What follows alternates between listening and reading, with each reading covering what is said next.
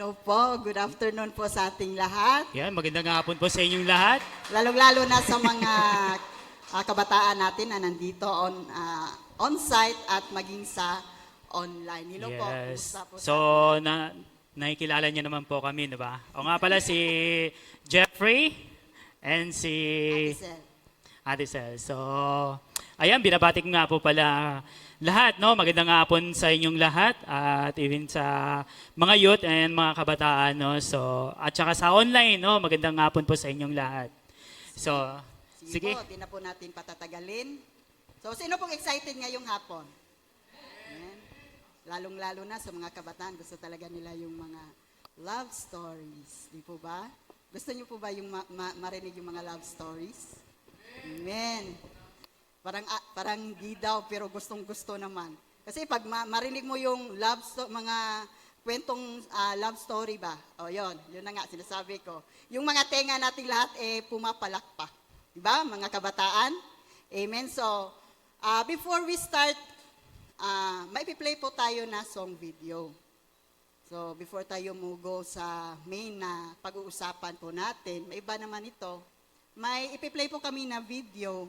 And I suggest din po sa mga kabataan, online and on-site, para makapag-focus po tayo, set aside muna natin yung mga cellphone natin, paki-mute, lagay natin sa mga bag or sa mga pocket natin para maka-focus po tayo.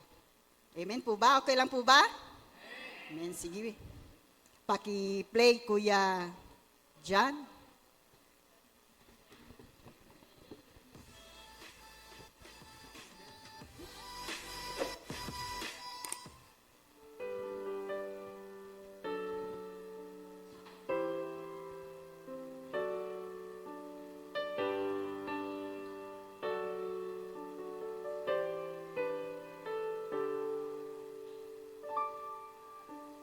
Ay sa tamang pagkakataon,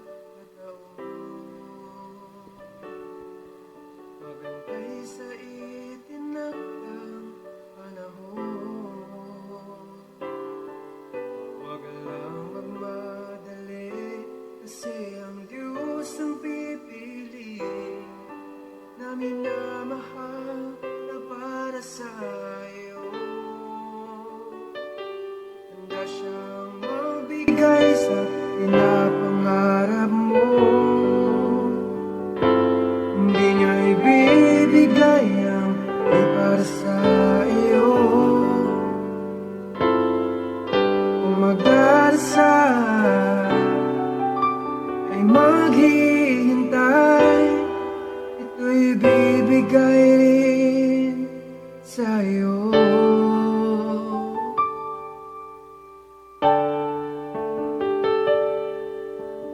Hihingin kita sa Diyos,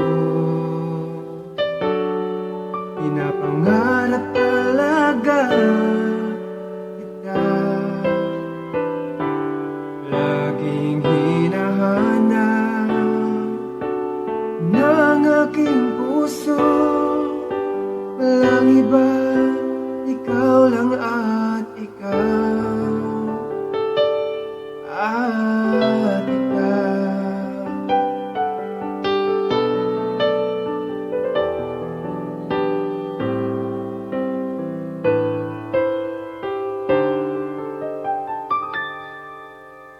Gagawin kong tamang desisyon, na ang Diyos ang una kong mamahalin. Huwag lang magmadali, kasi ang Diyos ang pipili na minamahal na para sa iyo. Handa siyang magbigay sa pinapangarap mo. Hindi niya ibibigay ang di para sa iyo. Magdarasal ay maghihintay, ito'y bibigay rin sa iyo.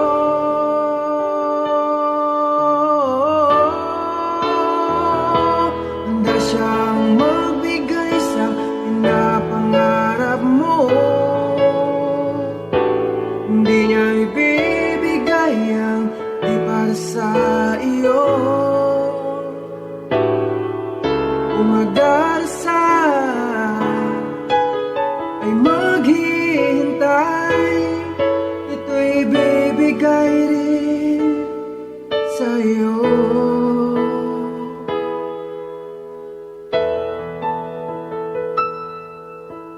At hihingin kita sa Diyos, pinapangarap talaga kita. Laging hinahanap ng aking puso, walang iba, ikaw lang at ikaw, at ikaw, at ikaw.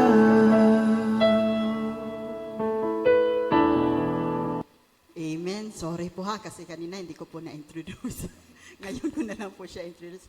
Yun po, yung title po ng video is Ikaw. So originally, ano po talaga yan siya, Cebuano song. Kaya nga, pasalamat talaga ako kay Lord kasi may Tagalog translation. Kasi sabi ko, Lord, wala bang Tagalog translation ito? Kasi mahirapan ako mag-translate para sa inyo. So, kahit sa kanta, may tatanong ako sa mga kabataan na nandito. Parang kinikilig si Big Boy eh. Kinikilig si Big Boy eh. Parang ano talaga siya eh. Yung sa kanta po, yung ikaw, ikokore ko lang po ha, hindi po siya ano doon sa tao na, ito na for example, yung asawa ko na talaga, si Jet talaga yung gusto ko. Yung dinidesign niya, kahit hindi pa niya kilala yung babae na iyon, pero may dinidesign na siya sa puso niya. Para bang, for example, in-imagine na niya na ito yung gusto ko na magiging kabiyak, magiging one true love ko. Example, in the future. Hindi po yun sa ngayon kasi mga bata pa nandito eh. So, hindi pa yon. So, piniprepare lang po tayo, or ngayong hapon, piniprepare ko lang po kayo, yung mga puso nyo, no? For the future. Hindi pa ngayon. Hindi ko po kayo challenge or sinasabihan na, ngayon na, maghanap na, hindi. Ito po yung topic na ito po magdadirect po natin, magdadirect po sa buhay pag-ibig po natin. Amen po ba?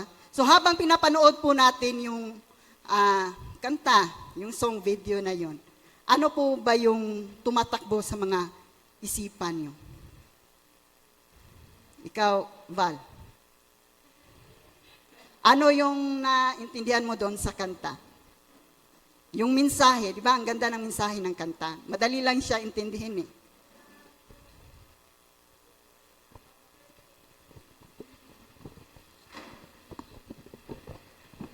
Mag-antay lang po tayo sa tamang panahon kasi kung ano naman yung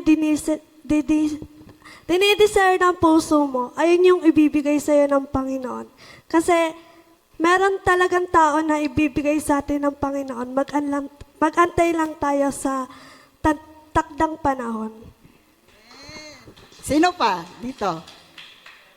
Arman? Sino pa? Arman. Oh, kasi nasayo na yung microphone eh. Oh, Andoy muna, Andoy. Sa akin po yung parang naging, parang pumasok na sa isip ko. Dapat si Lord yung pumipili ng magiging partner natin. Yan. Hindi tayo. Kasi pag tayo kasi parang magiging mali lang yung yun, kalalabasan. Yun lang po. Salamat. Happy New Year. Arman, kasi nasayo na yung microphone eh.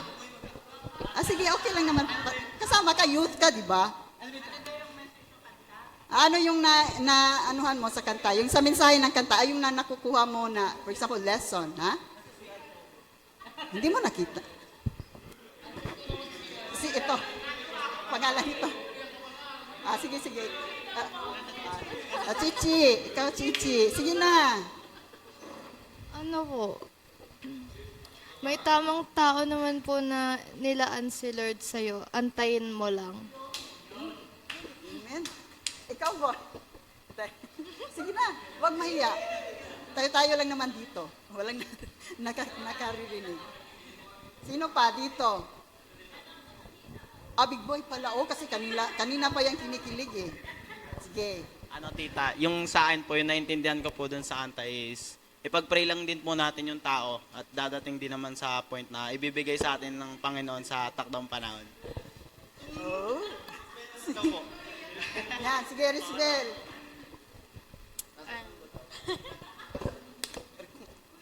Ano, tita?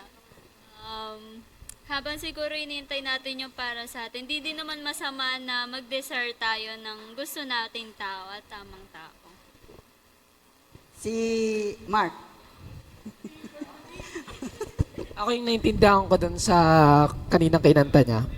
Alam mo yun, sabi niya yung unahin niya muna yung Panginoon. Kasi naniniwala ako na kapag inuna po natin ng Panginoon, ibibigay po ni Lord yung pinaka-deserve na tao po para sa atin. Ayun po yung pinaka-meaning na sinabi niya kanina. Doon sa likod. Sino pa? Si Alexa. Tumayo na kasi si Alexa eh. Si Alexa, last. Last. Hindi. Okay lang naman yan eh.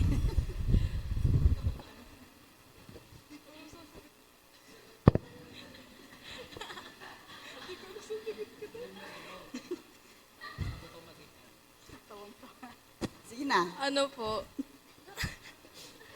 Sabi po dun sa kanta, yung narinig ko po sa lyrics, just pray and wait lang po kasi ibibigay ni Lord yung tamang tao para sa'yo. Kung ano po yung desire ng heart mo. And marami rin naman po sa mga leaders dito na nagpatunay na kapag naghintay ka, the best yung ibibigay ni Lord sa'yo. Amen.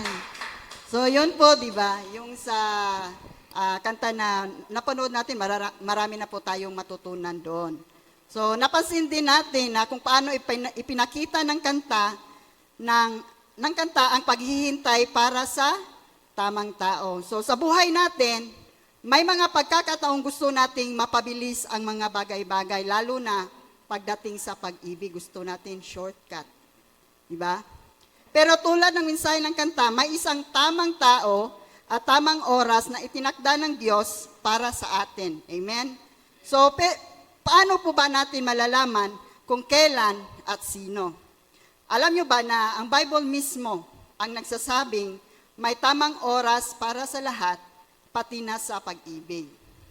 So, ang title po ng pag-usapan po natin ngayon ay True Love Waits. Alam ko po itong title na to, every February, kumo na to na ginagamit eh. So, bakit ba True Love Waits? So, kasi maraming mga kabataan ang alam ang salitang true love waits, di ba? Lagi niyong naririnig yan, pati sa mga parents nyo. Kahit ako, narinig ko pa yan noon sa kapanahunan ko. Pero, bakit nga ba maraming hindi nagawang maghintay? So, dahil madalas ang paghihintay ay hindi naman talaga madali. Kahit nga kung gutom ka na, gusto mo now na, luto agad. Or for example, maghingi tayo ng baon sa parents natin. Ayaw natin, sabihan tayo ng parents natin ng wait lang, gusto natin now na. Pero pag yung parents natin yung mag-utos sa atin na hugasan mo to, gawin mo to, anong yung reply natin? Wait lang. Pero pag baon na, now na. Di po ba? So, maraming natutuksong pumasok sa maling relasyon dahil sa pressure, lalong-lalo na yung circle of friends mo, may mga syota na, may mga love life na, tapos nagpo-post sa Facebook, tapos ikaw, nanonood na lang sa mga posting nila, naiinggit ka, tapos mag-comment ka doon, sana all. Diba? Meron din dahil nalulungkot sila. Dahil malungkot sila, gusto nila, may makasama sila. Diba? O dahil lang sa gusto nilang maranasan ang pag-ibig agad-agad. So sa True Love Waits, hindi lang tayo naghihintay ng isang tao, naghihintay rin tayo sa Diyos upang ipakita ang tamang direksyon ng ating buhay pag-ibig. So, ang key verse po natin ay nasa Ecclesiastes o Mangangaral chapter 3 verse 1 and 11. So, sabi dito, ang lahat sa mundong ito ay may kanya-kanyang panahon, may kanya-kanyang oras. Verse 11, inaangkop niya ang lahat ng bagay sa tamang kapanahunan. Ang tao'y binigyan niya ng pagnanasang alamin ang bukas, ngunit hindi binibigyan ng pagkaunawa sa ginawa ng Diyos mula sa pasimula hanggang wakas.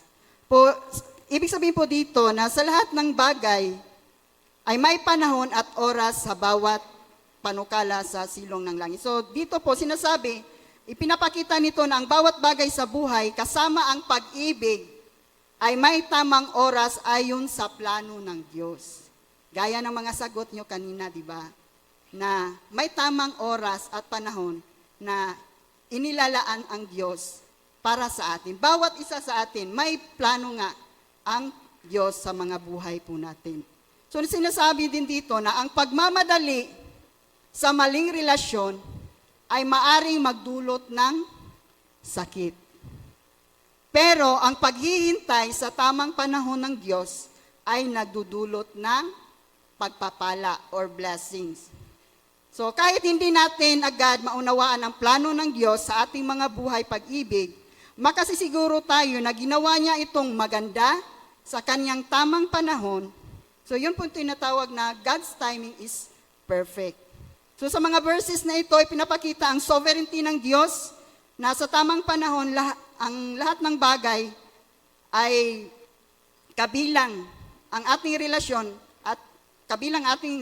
at pag-ibig. So sovereign po ang ating Diyos na sa lahat ng mga bagay, no? Even our relationship po, ang Diyos po talaga yung magtatakda sa mga buhay po natin, maging sa pag-ibig.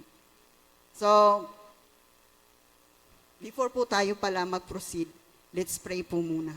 Pasensya po. Sige po. Panginoon, maraming salamat po, O God, sa hapon na pong ito. Lord, tunay ngang ikay napakabuti at napakadakila, O God. Salamat, Lord, sa opportunity, O God, na ipinagkaloob niyo po sa amin na isa, Lord, na magbahagi ng iyong salita and even our life testimony, O God. Lord, plano niyo na po ito, Lord God. Dinisenyo niyo na po ito, ang araw na ito, na may bahagi po yung testimony din po namin. At even, Lord, na may matutunan din po ang mga kabataan sa oras na pong ito, O God. Lord, hugasan niyo po kami sa lahat po ng aming mga kasalanan, O God, even sa puso namin, sa isipan namin. Lord, walang iba na maririnig at maitaas at maidakila kundi ikaw lamang, O Diyos, O God. Maraming salamat, Lord, even sa word mo ngayon. Lord, speak directly, Lord, sa mga puso, Lord, ng mga kabataan na nanonood online and even po nandito po on-site, O God. Salamat po, Ama. Ito ay aming samot dalangin sa pangalan ni Jesus. Amen. So, isa sa magandang halimbawa po sa Bible ay ang buhay po ni Ruth. Kilala niyo po ba si Ruth? Jonel, kilala mo ba si Ruth? Hindi yung Ruth na kapitbahay niyo, ha? Si Ruth po. Nasa Bible po. So, sino po ba si Ruth? Si Ruth po ay isang Moabites or Moabita. Isa po siyang banyaga at asawa ni Malon, na anak po ni Naomi at ni Elimelech. So,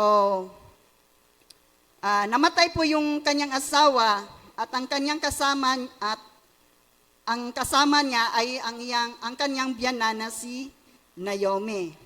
Kahit hindi po siya Israelita, pinili ni Ruth na sumunod kay Naomi at sa Diyos ng Israel. Ang story po nito, yung pamilya po ni Malon or biyanan po ni Ruth na Naomi at saka si Elimelech, nakatira po sila sa Bethlehem. So, nagkataon po, may tagutom po sa lugar nila. Kaya, pansamantala po sila nagpunta saan? Di nyo, alam nyo kanina, tapos di nyo alam. Saan nagpunta? Sa Moab. Nagpunta sila sa Moab. At fast forward, yung biyanan na lalaki ni Ruth namatay, tapos sumunod na din yung anak, mga asawa din nila, Orpa at saka ni Naomi. So, this time na po, maganda na po ang sitwasyon doon sa Bethlehem. Wala naman pong magagawa na din po din sa Naomi, doon sa Moab. So, ang ginusto na niyang bumalik doon sa lugar nila. Pero itong dalawa, sinabihan niya na, wag na kayong sumama sa akin kasi patay na yung mga anak ko. At kahit man na mag-asawa pa ako, makaantay pa ba kayo na lumaki pa sila at magiging asawa nyo? So, ibig sabihin, gusto ni Naomi na maghiwalay na sila. Pero si Ruth lang ang nagstay kay Naomi. Si Orpa, bumalik talaga siya sa Moab, dun sa pamilya niya. At si Ruth, kahit hindi po siya Israelite, kahit estranghero lang po siya, foreigner po siya sa lugar ng Bethlehem or sa Judah, sumunod po siya. Kahit hindi niya alam kung anong mangyayari niya doon. Kasi sa puso niya, dahil close sila ng kanyang biyanan na si Naomi, hindi talaga niya kayang iwan yung biyanan niya na mag-isa. Amen. So, yun po yung nangyayari. So sinabi dito, kahit wala siyang kasiguraduhan kung ano ang mangyayari sa kanya, pero dahil sa pananampalataya at katapatan, ginamit siya ng Diyos sa isang mas malaking plano. At siya lang naman ang nagiging ninuno ni Haring David at kalaunan ni Jesus Christ. So sila na po yung lolo ng lolo, yung parang ganon. Yun na po yun. So, mula sa buhay niya, may matutunan tayong mahalagang aral tungkol dito. Yung tamang paghihintay at pagsunod sa Diyos. So, may question po ako. Ang tanong po ay, ano ang pinaka-importanting dapat gawin habang naghihintay sa tamang pag-ibig? So, last question na po ito para sa inyo, na kayo yung magsagot. Si Arman. Ano ang pinaka-importanting dapat gawin habang naghihintay sa pag-ibig?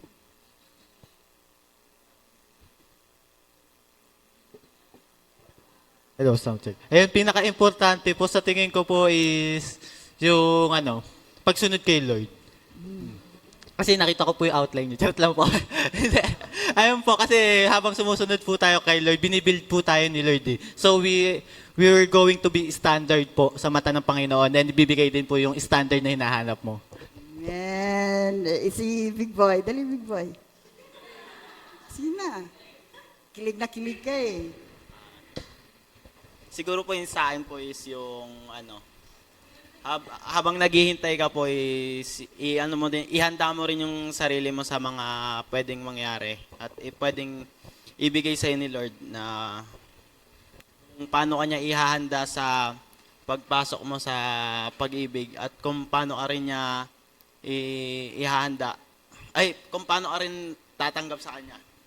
Kasi mahirap nang umibig ng hindi sentro si Lord eh. Amen. You know. Dito. Doon sa likod si Julia. Gusto ko marinig si Julia eh.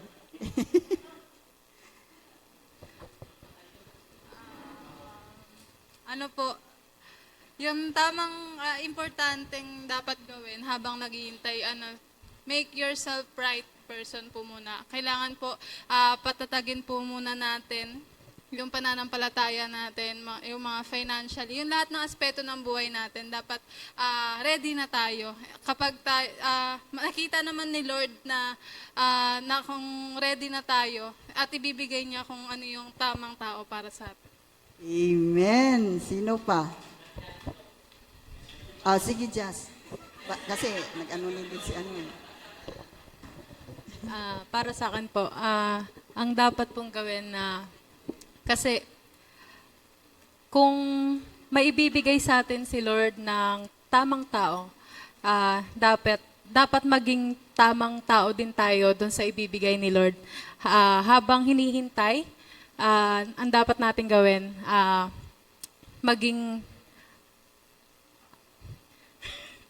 maging tamang tao nga at maglingkod sa Lord na magpakalalim pa. At ayun lang. Salamat. Sis Almira.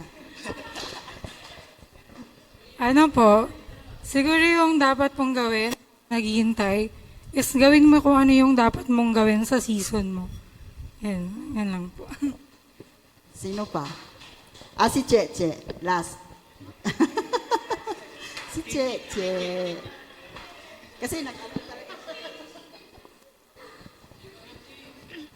Ano po, ang para sa akin, ang pinaka-importanting gawin po habang nag-aantay is ayusin mo din po muna yung sarili mo. At habang inaayos mo po yung sarili mo, ipag-pray mo din siya. Isama mo lang po siya sa prayers mo. Pero wag mo isipin or wag kang mag-antay. Or, wag yung parang nag-e-expect ka po lagi. Antayin mo lang kasi kusa naman po darating yan eh. Sa ngayon po talaga, ayusin yung sarili. Kasi sarili din naman po yung pinakamalaga. Saka mag-focus lang kay Lord. Yan lang.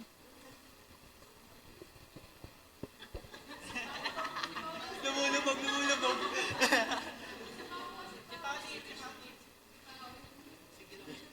Ako mamimili. Sino?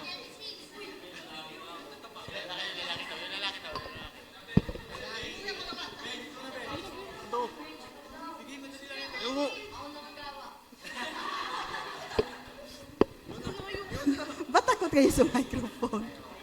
Ayaw, nahihiya. Shine, last. Diyan ka. Di na po ako naghihintay. Tsari. Joke lang. Sa akin po siguro po, since yun nga, tayo po ay naghahantay ng tamang tao para sa atin. Yun. Since tulad po ng mga leaders natin dito sa church, ini-enjoy nila habang naghahantay sila ng tamang tao para sa kanila. Ini-enjoy nila yung pagiging single nila. At yun, since sa ating mga youth, wag tayo magbabadali. Syempre, enjoyin muna natin at maging ready tayo sa kung sino yung ibibigay ng Diyos sa atin. At yun nga, sabi nga ni Julia kanina na dapat financial stable ka kasi hindi naman pwedeng maging papakainin, hindi naman pwedeng maging palamunin na lang tayo sa, di ba, sa kapartner natin. Pero dapat po financial stable, sa lahat ng aspeto ng buhay, dapat po ready tayo. Kasi, pagdating kasi sa relasyon, marami na kasing taong nasasaktan. Yan. Alam naman po natin yun. Uy, joke lang. Nasaktan ka naman siya. So yun po, habang nag-aantay po tayo, enjoyin po natin yung pagiging single natin kasi darating at darating yung panahon, ibibigay ng Diyos yung tamang tao para sa atin. Amen. So maganda talaga na physically, mentally, emotionally, spiritually, financially, stable. Yun po yung pinaka-importante. Amen. So, hindi lang basta paghihintay ang mahalaga. Yun nga. Kundi kung paano tayo, kinikilig talaga si Big Boy. Ganda talaga ng suha ni Big Boy. Kundi paano tayo naghihintay. Ngayon, tingnan natin kung paano naghintay si Ruth at paano natin ito ma-apply sa buhay natin. So, number 1 po, in Ruth, chapter 1, verse 16 to 17, sinabi po dito, sumagot si Ruth, huwag po ninyong hilingin, iwan ko kayo. Yun po yung time na sinabi ni Naomi na, hayaan nyo na ako, iwan nyo na ako, bumalik na kayo sa Moab.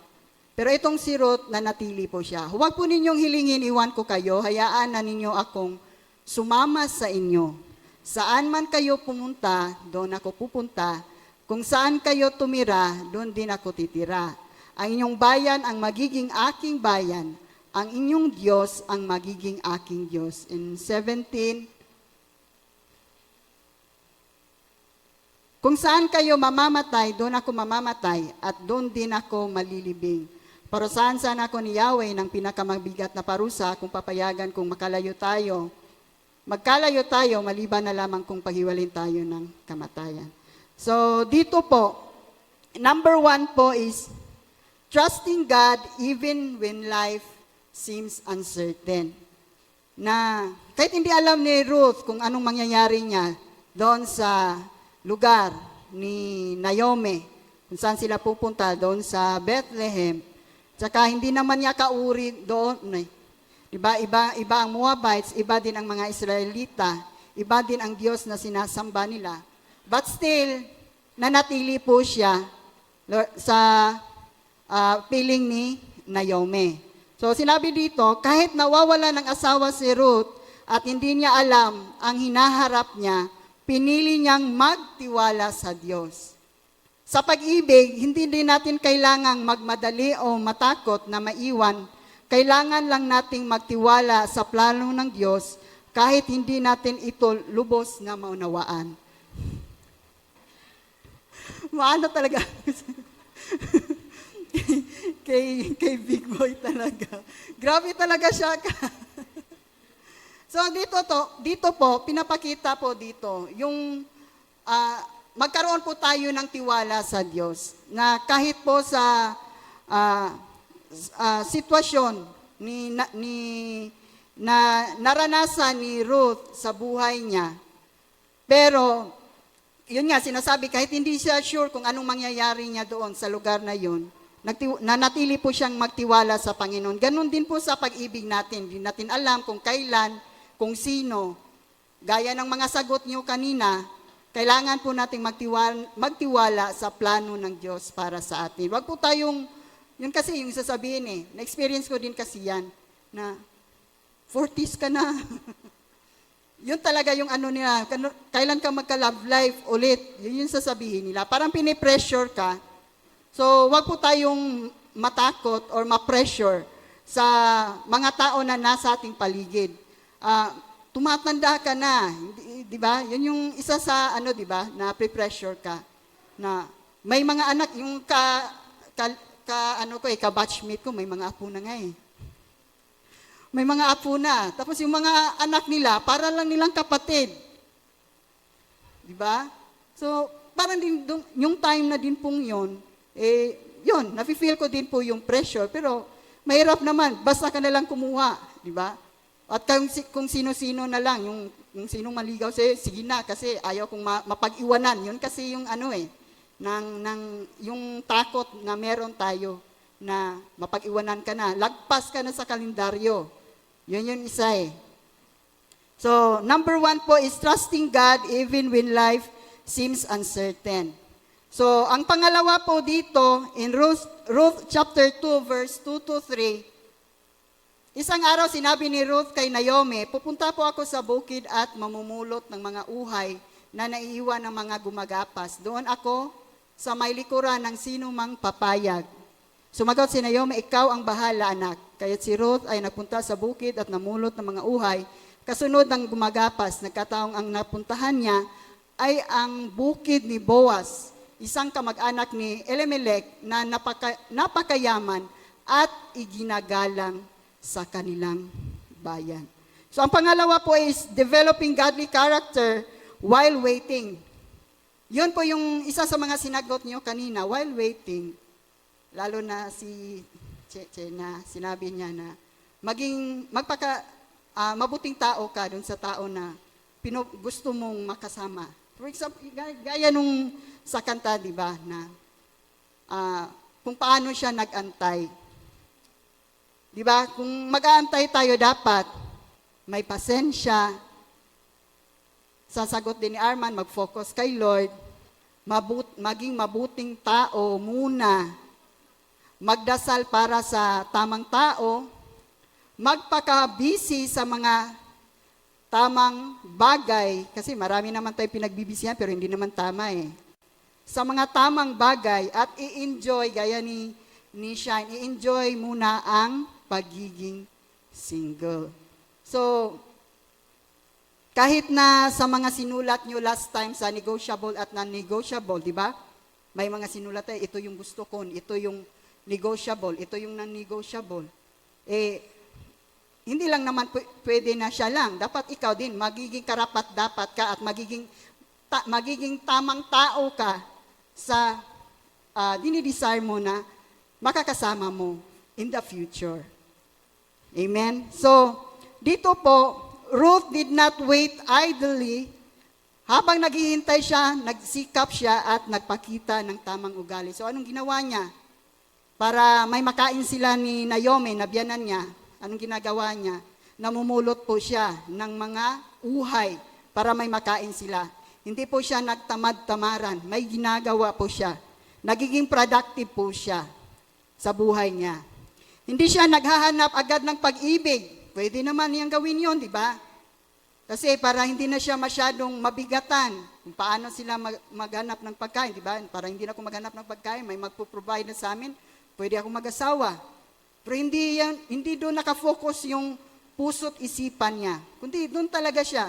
Ayaw niyang iwan. Makita natin yung kabutihang puso ni Ruth. Kasi ayaw niyang maiwan yung biyanan niya mag-isa, may isang balo na, at gusto niya na, di ba, may ma-provide sila, may makain silang dalawa, na hindi sila nakadepende sa ibang mga tao o magpakalimos. Pwede naman sila, di po ba, sa panahon na yon, kawawa talaga mga balo, di ba? Pero sila, nagsusumikap, yon, tama po ba yung word? Nagsusumikap po sila para sa pang-araw-araw nila.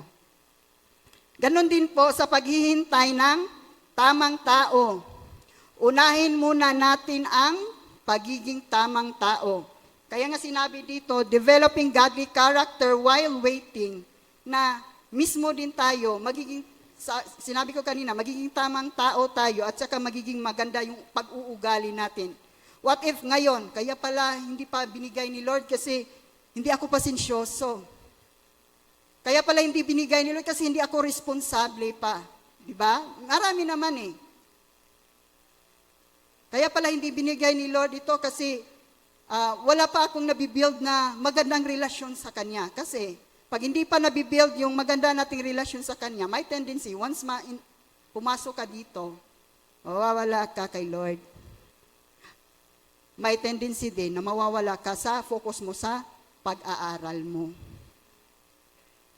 Naintindihan po ba natin, maging sa mga kabataan na nandito? Kaya, study muna. Study po muna.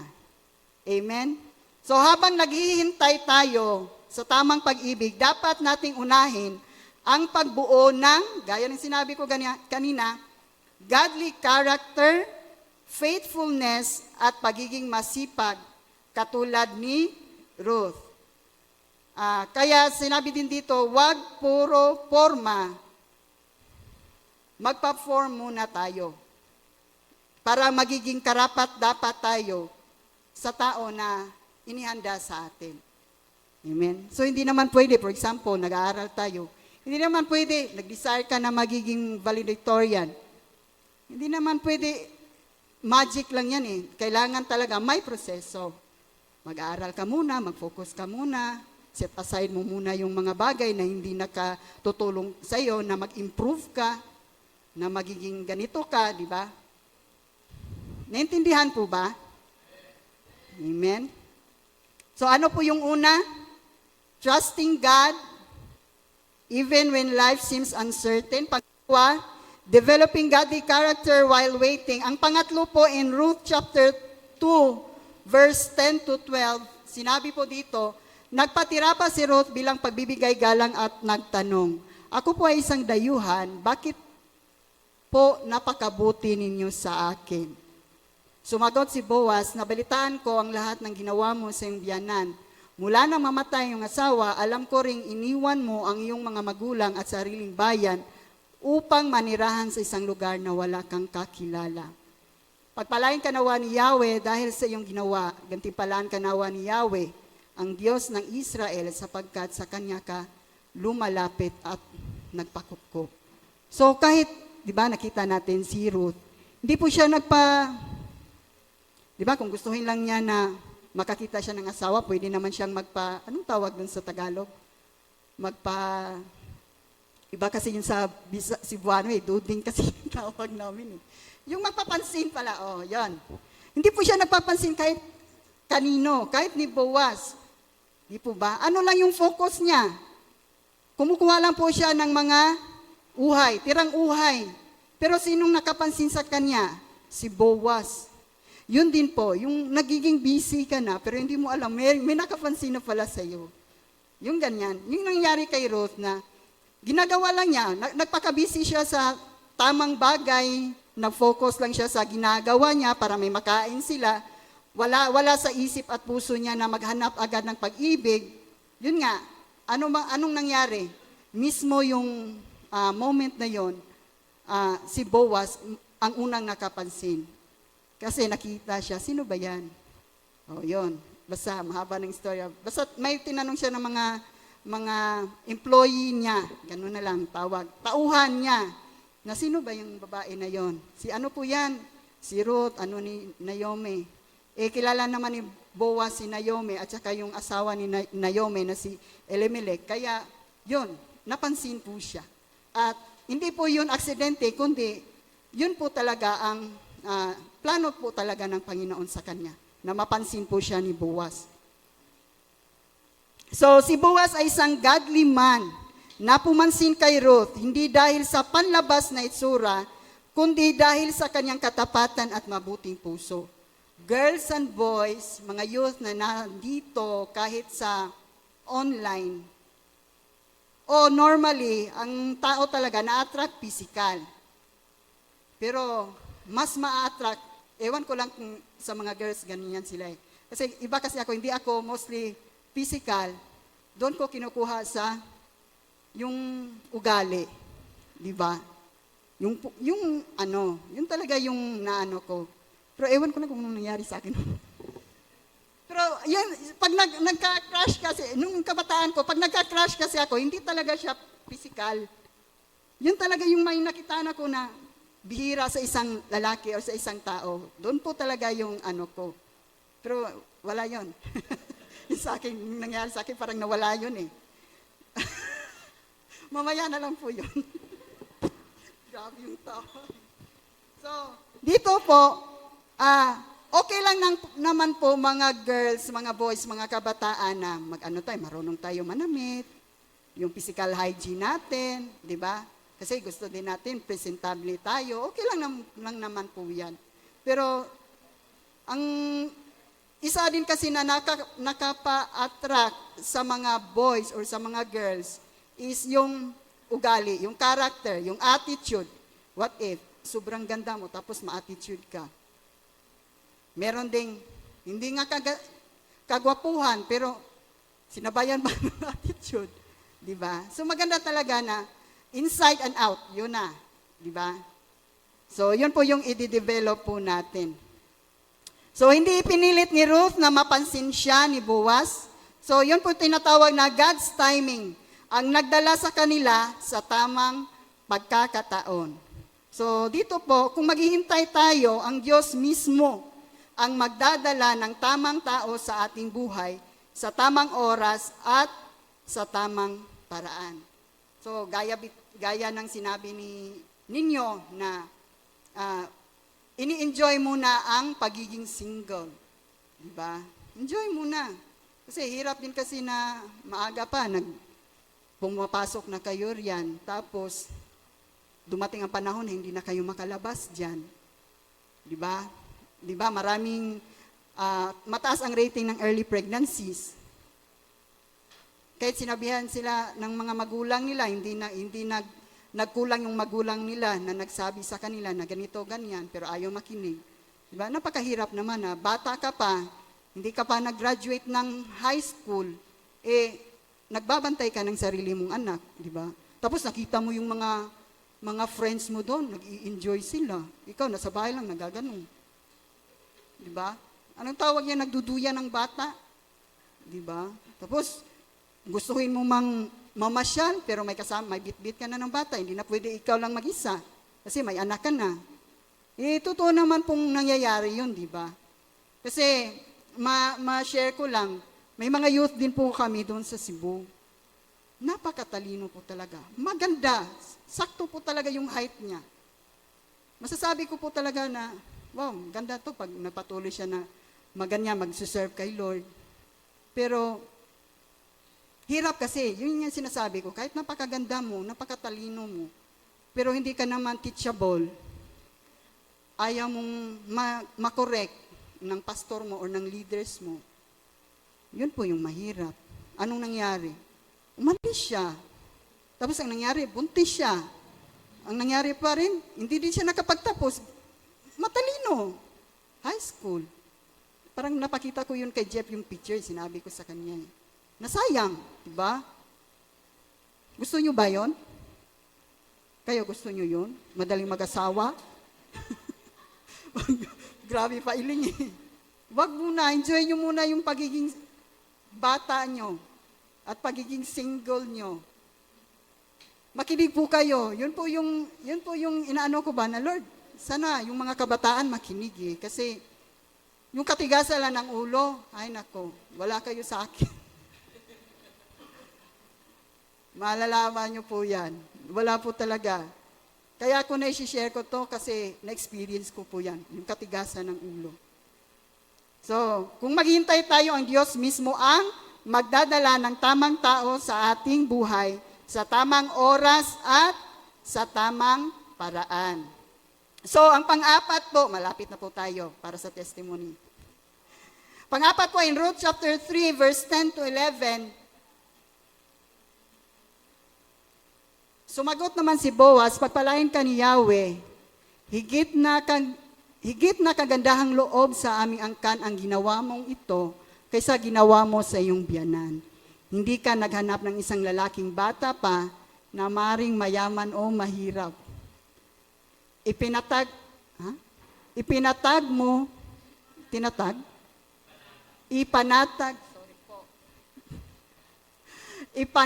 mo ang iyong loob, nalalaman ng buong bayan na isa kang mabuting babae.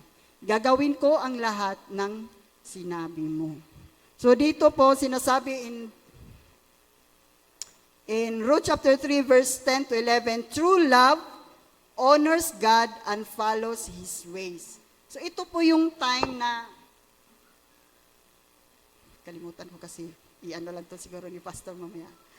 Yung time na inutusan siya ni Naomi na humiga doon sa may paanan ni Boaz. Parang ano siya eh, parang kultura, tradisyon nila yon, Pastor. O mamaya ano yan ni Pastor, para mas maintindihan nyo. So, doon kasi siya natulog hanggang kinaumagahan. So, ito yung sagot sinabi ni Boaz sa kanya para maanuhan siya na hindi siya masamang babae. Diba? So, dito po, si Boaz ay hindi nag-take advantage kay Ruth kasi matatawag talaga, kaya nga sinabi dito si Boaz ay godly man. Ganito po yon. Kung mabuti kang babae, ang makaka-attract sa'yo, mabuting babae, di po ba? Hindi ko sinasabing ganito, ganyan. Ang ibig ko sabihin, kung you're living a life of integrity, ika nga, anong makaka-attract sa'yo?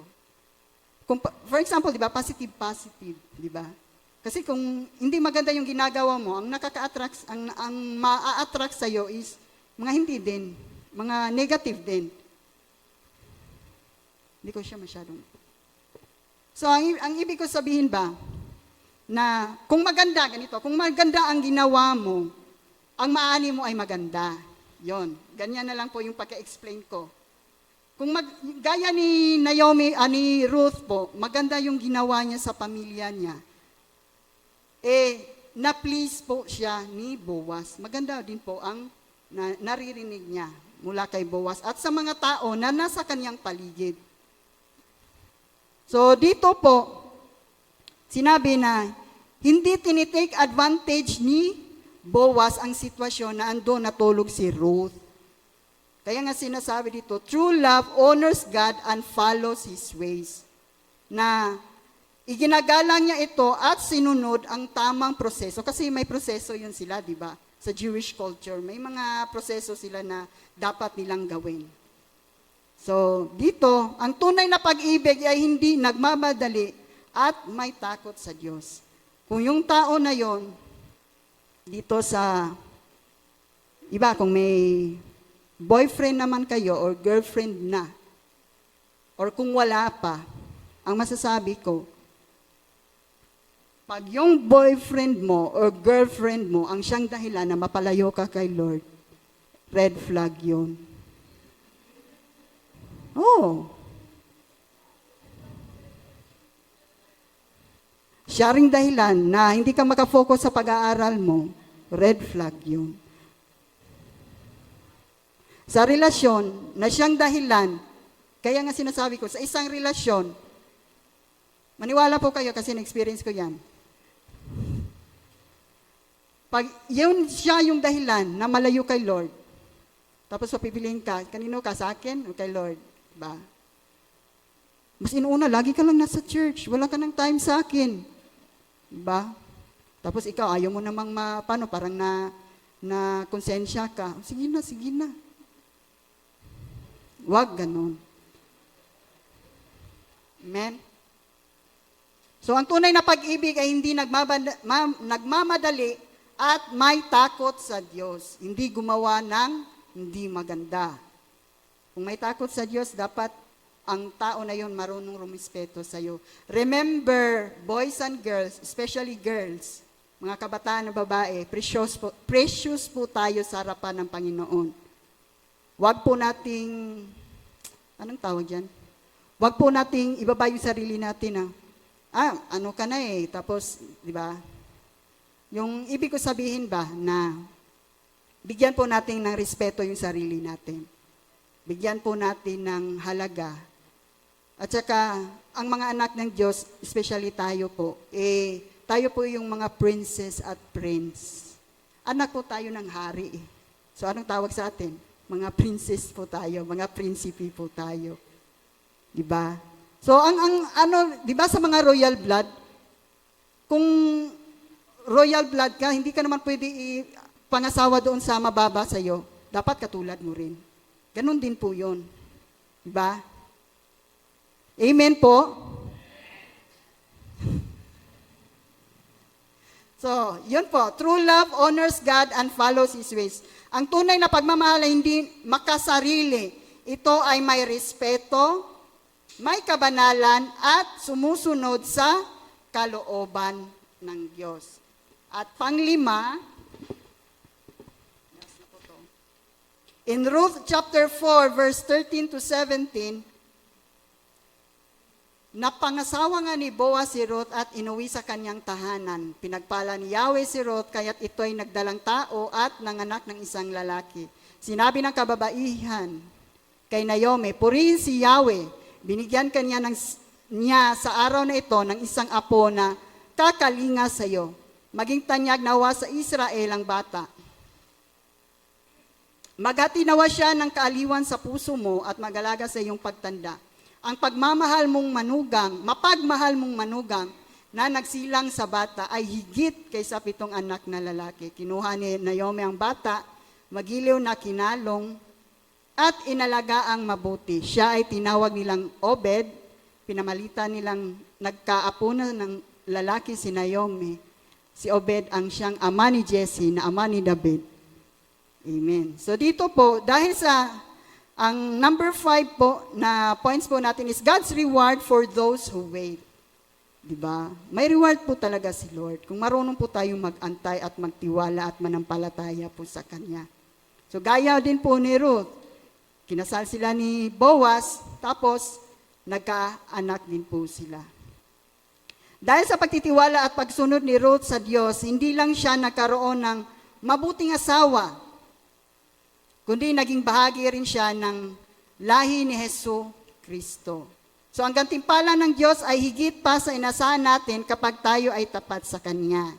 So kapag naghihintay tayo at susunod sa Diyos, ibibigay niya hindi lang ang tamang tao, kundi isang buhay na puno ng pagpapala. Gusto po ba natin nun? Amen. Hindi lang tamang tao, kundi buhay na puno ng blessings. Amen. So, recap po natin, ano po yung 5 na ginawa ni Ruth at ano po yung reward na binigay ni Lord sa kanya. Number 1 po, trusting God even when life seems uncertain. Pangalawa, developing godly character while waiting. Pangatlo, God's timing leads to the right person. True love honors God and follows His ways. At panglima, God rewards for those who wait. So, gaya din po ni Ruth, before po tayo mag-conclusion, may short testimony po kami ng asawa ko na pogi. Ay, sorry. Asawa ko na pogi po. Sandali. Gaya din po ni Ruth po,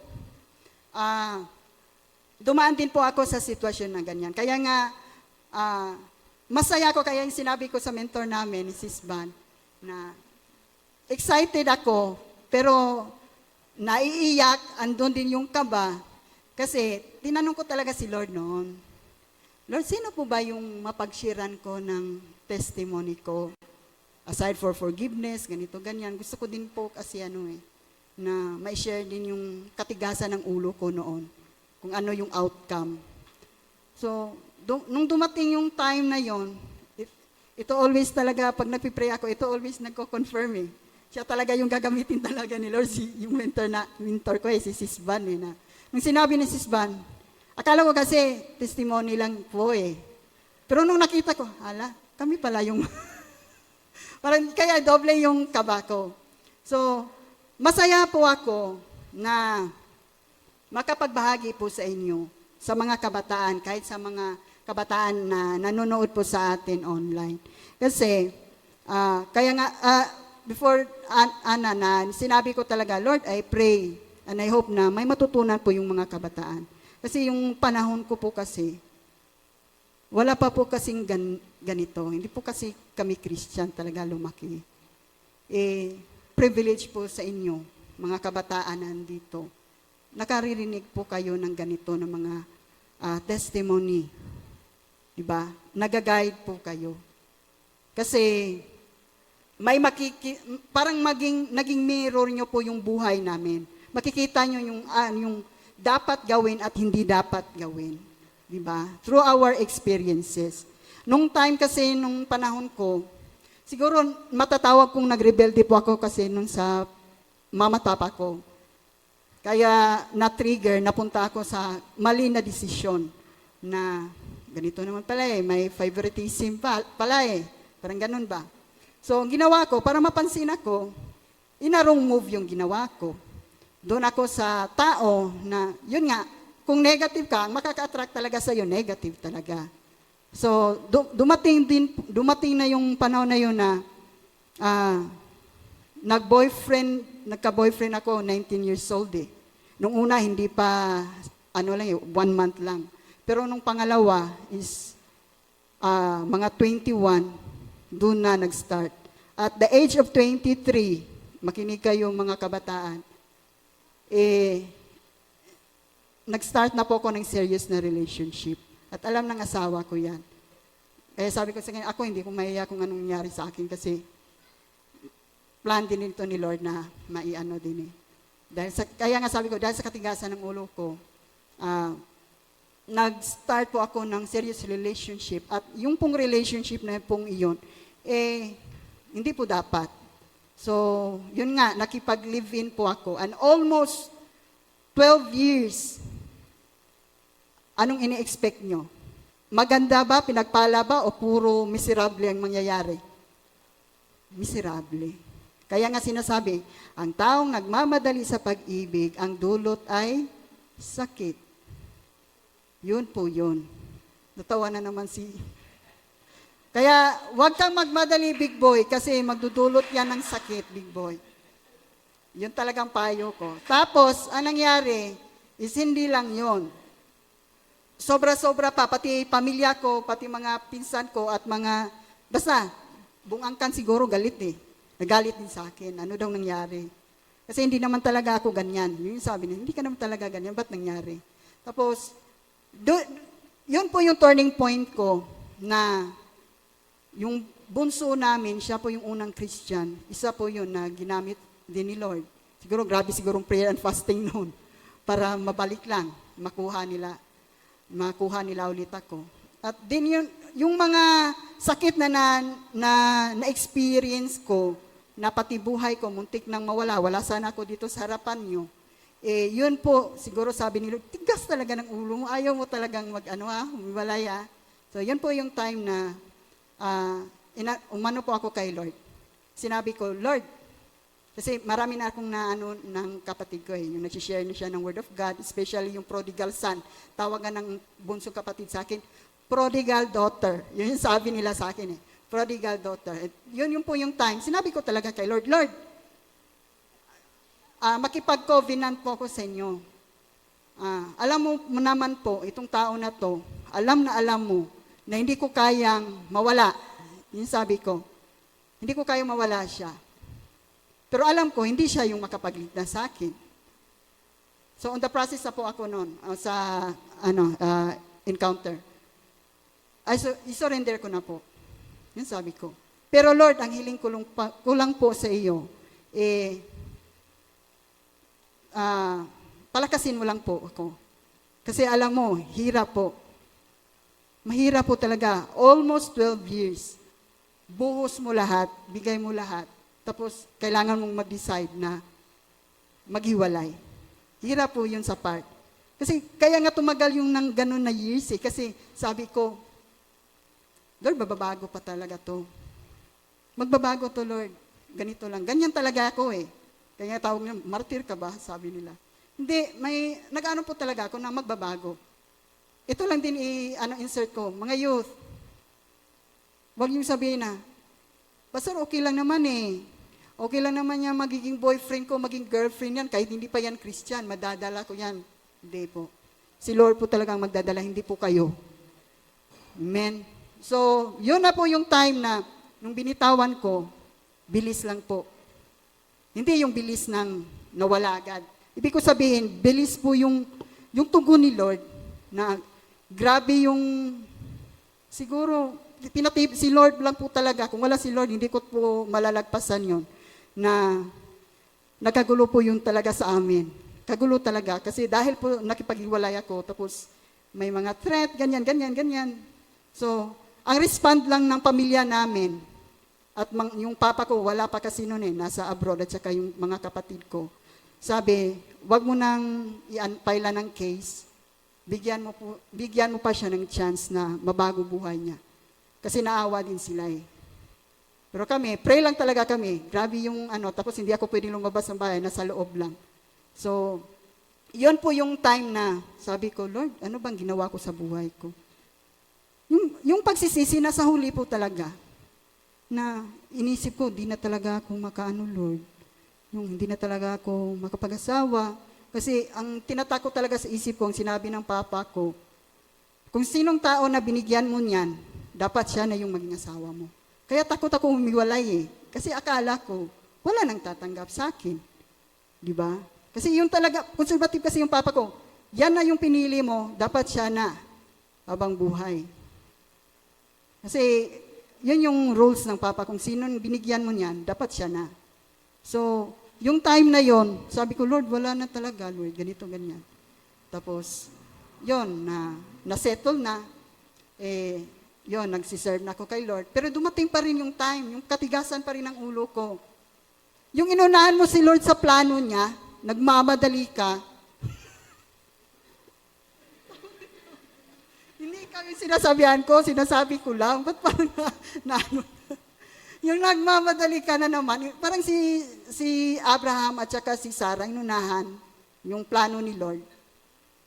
After 2 years, nagkarelasyon na naman ako, pero long distance. 4 years din, pero long distance. Pero umabot kami ng 4 years. Grabe, no? Sabi ko, yung isip ko pa rin ba, yung hindi talaga, sabi ko, Lord, kaya to Lord, madala to sa paanan mo, yung sabi ko ba. Muslim. Muslim pa naman, di nagdebate kami. Sabi ko, ayaw ko makipagdebate sa'yo kasi sabi ni Lord, win souls not to debate. Yun sabi ba? Sabi ko, hindi po pwede to kasi mahila ko eh.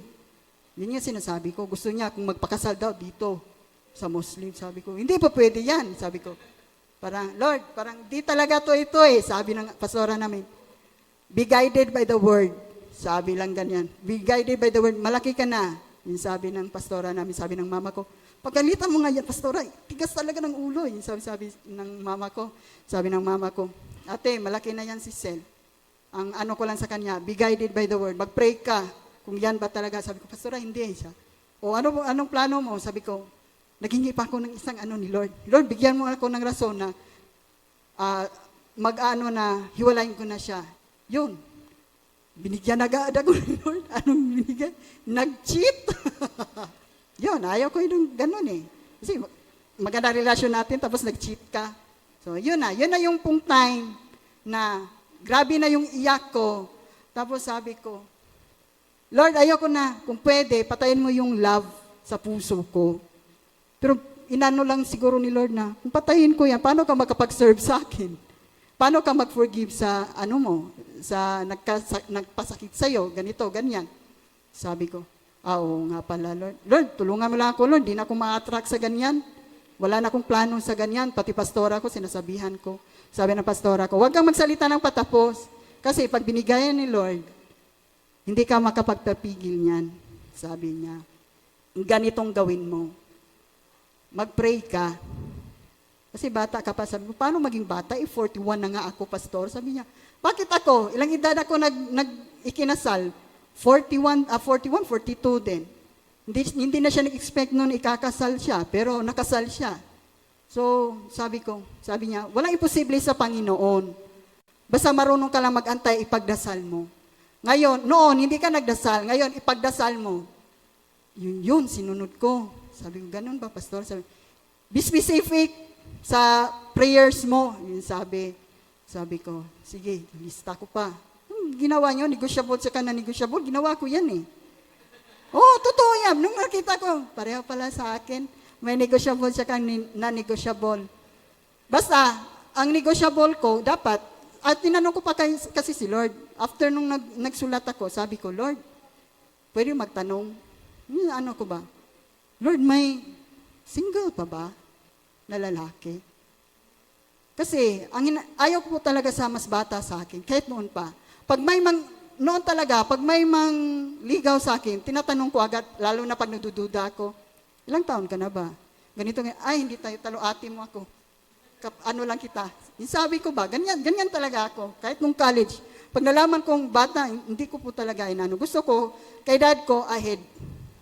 So, yung tanong ko, ang expect ko, edad ko, ahead. Sabi ko, Lord, may single pa ba na lalaki? Yun yung ano ko talaga. Yung, siguro, Lord, balo na siguro, tapos may mga anak, ayaw ko namang may kahati. Yun, sabi ko talaga kay Lord, ayaw ko po nung ganun, Lord, na may kahati, Lord. Gusto ko yung priority niya ako. Yung gusto ko ba parang ano talaga.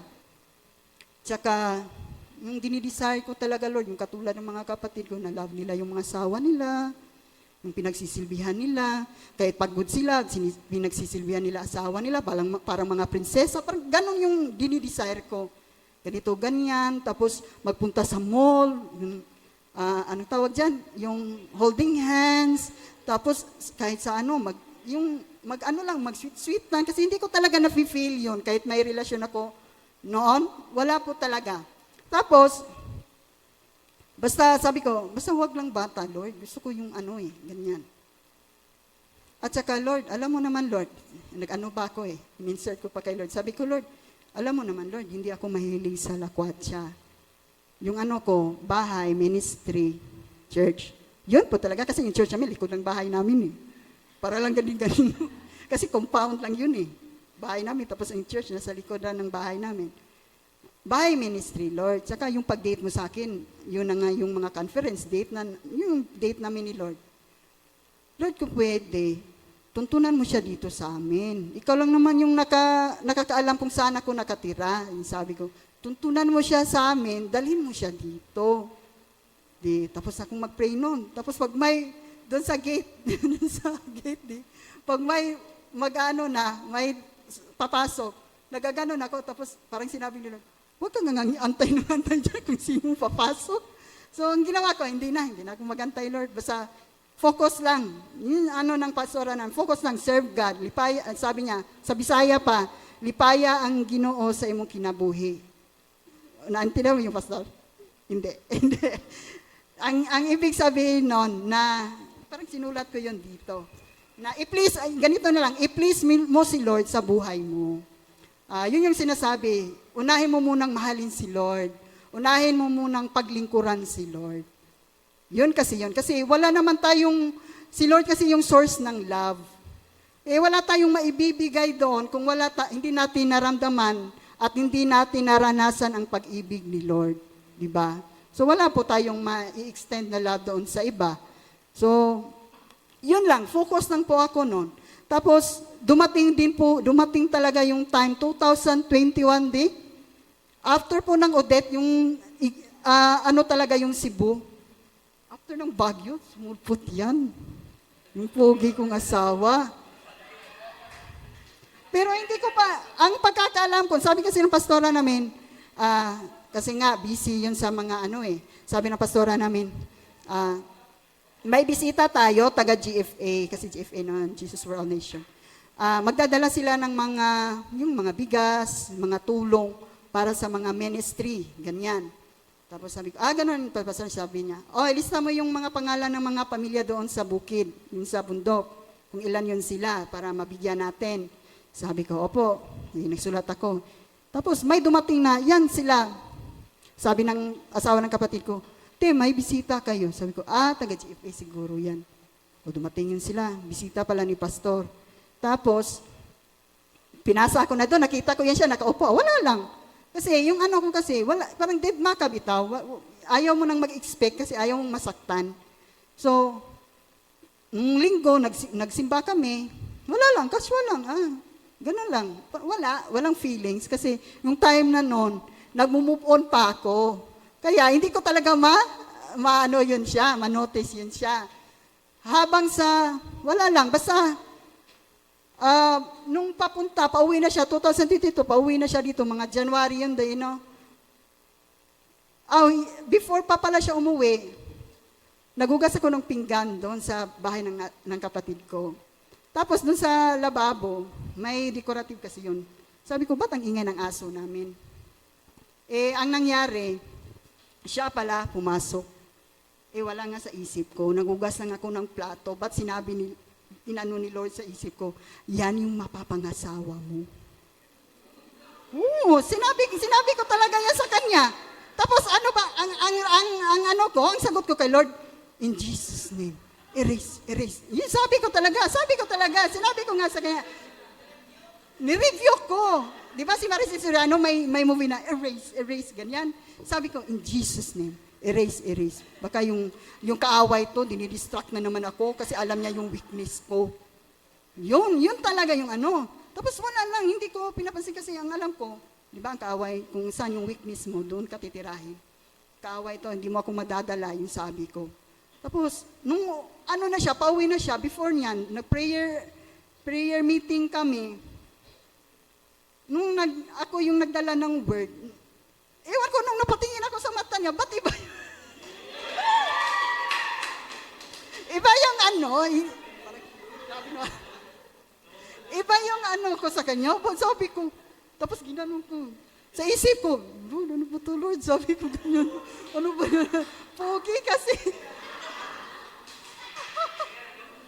Tapos nung kinabukasan na, paalis na siya. Alam ko, paalis na siya. Wala lang. Kumakain kami doon sa bahay ng kapatid ko. Biglang pumunta doon, nagpaalam. Tapos sabi niya, basta, uwi na po ako, ganito, ganyan. Sabi ng papa ko, ingat ka, ganyan. Tapos paalam din siya sa akin. Tapos sabi ko, sige. Inano ko talaga ayaw ko talaga yung feelings ko. Tapos, nung tumalikod na siya, Lord, parang iyak yung puso ko.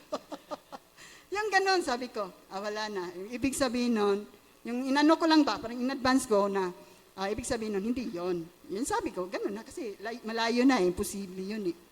Tapos, sabi ng papa, basta nung after ng ilang days, itong papa ko hilig din maganin, sabi niya.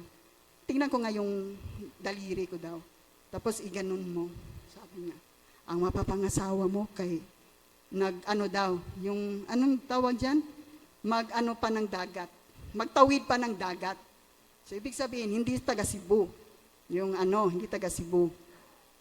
Sabi ko, para ka namang hindi Christian pa. Sabi ko sa kanya, ano ka? Sabi ko, siya, hindi. Tingnan mo, pareho tayo. Yung mama mo, siya yung pumunta dito eh. Kay Manila kasi yung mama ko. Siya yung pumunta ng Cebu eh. Sabi ko, ay, ewan, God's will. Yun sabi ko lang. Pero nung nagkataon habang sa yan, naging friends kami. Siya pa yung sabi, yan, te pa yung tawag niya sa akin. te, ito po yung Facebook account ko, ganito, ganyan. Hinanap ko, ganyan siya. Oh, yan na po, te. Magpa-add daw ako. Sabi ko, nagpa-add ako sa'yo. Sabi niya, doon na lang kita sa Manila i-accept. Pagdating daw niya dito sa Manila, i-accept. Sabi ko, parang naman tong ewan. Sabi sa isip ko lang ba? Wala lang, tawa lang kami ng tawa. Pero yun, ewan ko kung ano nangyari doon. Basta, after noon, 2022, January, February, March, April, May, naging kami. May 21. Nagiging kami, tapos, 2023, Feb 11, nakasal po kami, instead of January. So, 9 months lang. Sabi nga ng mama ko, ilang taon ka nga? Sabi ko, grabe naman. Sabi, ilang taon ka nga? Sabi ko, 40 plus, 41, magpo-42. Akalain mo, makapangasawa ka. Yung sabi niya ganun ba? Kasi yung mama ko ayaw na talaga eh. Kasi ayaw niya akong masaktan. Nung nalaman ko na mas bata to, para akong iiyak. Yung ko, Lord, babawiin ko na ba yung ko na maging siya? Kasi bata man to, Lord. Lord, bata pa. Tapos tumakbo ako dun sa pastora namin. Natawa nga sila, sabi ng pastor namin, yung maturity naman, wala sa edad yun eh. Sabi ko, pastor, ganito kasi pastor siya. Natawa, sabi niya, ako nga, mas bata pa nga ako sa pastora mo eh. Sabi ko gano'n. So, ang maturity, wala yan sa edad. Yun yung sabi. Yun yung back up niya eh. Yun yung sa kanya. So, yun po, nagiging kami, nakasal kami. So, ikaw naman, yung mo, testimony mo. Bigay po kayo sa...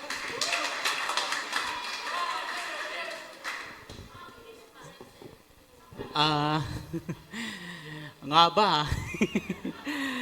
So, ayun. So, ano yung tema natin, mga kapatid? So, true love, no? Wait. So, sa mga youth, no? Pwede po ba na magiging true love natin si Lord sa buhay natin? Amen? So, intayin lang natin yung the right na ibibigay ni Lord. Sa atin naman mga kapatid, no, gaya na yung testimony niya, no. So, ako naman, hindi ko rin alam kung ba't ako napadpad sa Cebu, no. Pero, ako nga pala, isa akong member ng HHI, IFAF International Philippines, choreographer ako. So, tinanggap namin yung event doon sa Cebu. So, wala kaming kilala. Yun.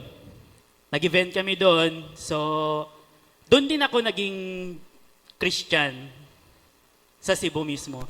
So, ayun, meron isang kasamaan din namin na dancer sa Cebu. Taga Cebu yun, nakalaban namin. So, Christian siya. So, alam niyo naman, pag dancer, di ba? Sino nakakakilala sa mga dancer? Kung ano yung mga background. So, ang dancer, talaga is playboy, di ba? Maraming babae. So, ako, hindi ko sinasabi na ganun, yung mga kalalakihan at saka kababaihan, no? So, pangit talaga yon, no? Hindi ka nakontento sa isa. Kung hindi, talaga dapat makontento ka kung ano ibibigay ni Lord sa'yo. Amen? So, ako naman, pagpatuloy na natin kasi umaba, no? So, nag-church ako. Napadpad ako malayo dun sa lugar nila. So, the time na yon, sabi ko doon nga, sa iba naming kagrupo, sabi ko, sige. So, ayun. Nag-worship. Bigla napatuloy yung luha ko. Sabi ko. Kasi, dati na Muslim, tapos Catholic, tapos kahit na ano na yung mga reliyon na dumarating sa akin. So, doon ko talaga na-encounter si Lord sa Cebu. So, yun. Napatuloy yung luha ko, worship, grabe. So, sabi ko, Lord, eto na, sabi ko. So, ayun, board na tayo. So, nakita ko siya. Ayun, nakita ko siya. So, hindi ko pa pala siya nakita nun. So, nag-pray ako. Sabi ko kay Lord, Lord, magbabago ako. Sabi ko. Kasi, alam talaga ni Lord yung background ko talaga. Magbabago ako. Sabi ko sa sarili ko, bigyan mo ako ng isang babae na yung naglilingkod sa'yo. Naglilingkod sa'yo. Yung nakakakilala sa'yo. Sabi ko kay Lord, magbabago ako. On the spot nun, mga brother and sister, nag-church ako. Doon ko na-encounter si Lord. At doon ko rin siya na-encounter.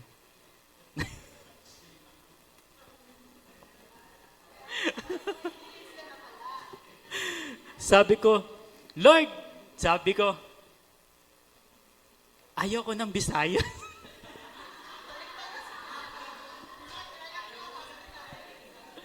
Hindi kami magkaintindihan nun. Ayoko talaga ng Bisaya, Lord. Sabi ko, gusto ko yung mas aid sa akin, sabi ko. Yung talagang nagsiserve talaga sa'yo. Hindi, true talaga ito. Iningi ko talaga kay Lord.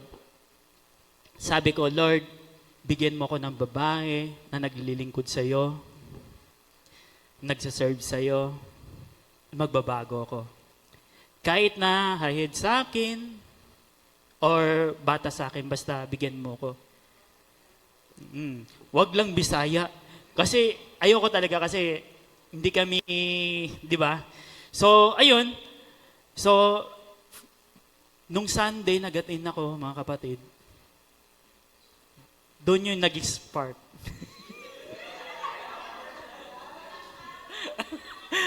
Sabi ko, ito ba talaga? Pero hindi ko pa siya kinonfirm. Yung ano nga yan? Pag natin, nung mentoring natin yun, di ba? Yung mentoring yun. Oo, yun. Tuwing Wednesday kasi may prayer meeting kami. So, yun. Doon kami. Tapos siya nagdala ng word. So, sabi ko, napatitig ako. Sabi ko, siya ba talaga? Lord, sabi ko, siya ba talaga? Kasi, nakikita ko kasi siya may dalang bata baby. Pero anak ng kapatid niya. Sabi ko,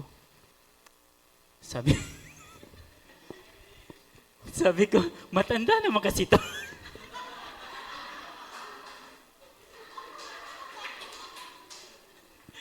Sabi ko, matanda naman to, Lord. Pero, sabi ko, sarili ko, siya ba talaga? So, ayun, doon din nag-expire. Doon nabuo. No? So, yun, eksiyanin pa natin. So, nung pauwi na ako, so, parang yung puso ko, ginaganon. Kasi nga, parang napalapit ako sa kanya. Ay, eto pa. Nagluto siya. Nag-bake siya. Nag-bake siya ng banana cupcake. Tapos, doon sa church, lagi siyang pumupunta doon. Siguro nagpapapansin din siguro, no? Sabi niya, pogi, oh. Taga Manila. So, yun. Tinulungan namin. Nagluto. Siguro. Ginayuma siguro niya ako. Hindi po. Pero talagang, siya talaga yung binigay ni Lord talaga. Kasi, pinag-pray ko talaga na sabi ko, Lord, bigyan mo ako ng makasama ko sa buhay ko. So, napakabuti ng Panginoon Diyos, mga kapatid. Kasi, ibinigay niya sa akin yung asawa ko na naglilingkod at marami din siyang sinesharean. Actually, kasama ko rin siya eh. Umaakit kami ng bukid, nag-share kami ng Word of God. At nung pag-uwi na ako dito, so sabi ko, uwi na ako. So yun, nung umuwi na ako, parang yung puso ko, yung gumagano. Di ba, na-feel niyo yun, di ba? Yung parang gumagano pag nag-chatan kayo, sabi ko, Lord, bigyan mo ako ng sign.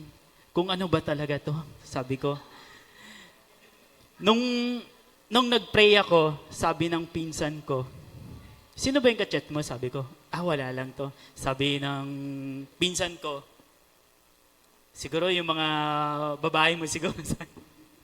Sabi ko, hindi, nagbago na ako. Sabi ko, okay. So, ayun, nung chinat ko siya.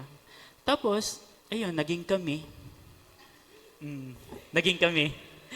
So, yung pagka naging kami nun, mga brother and sister, so, doon ko na pinagpatuloy.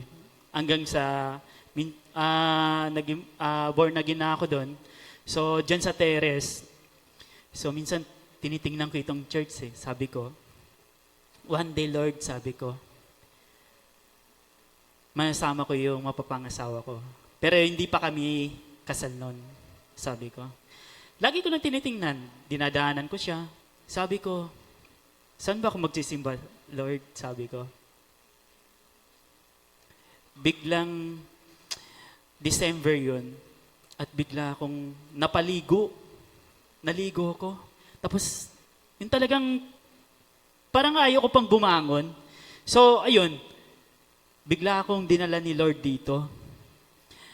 Naalala ko, ang nag-speak dito si Pastor, yung isang pastor, Edward, yun. Ayun. So, ayun. So, nag-pray ako kay Lord na dadalhin ko yung asawa ko. Pero mag-boyfriend, girlfriend pa kami noon.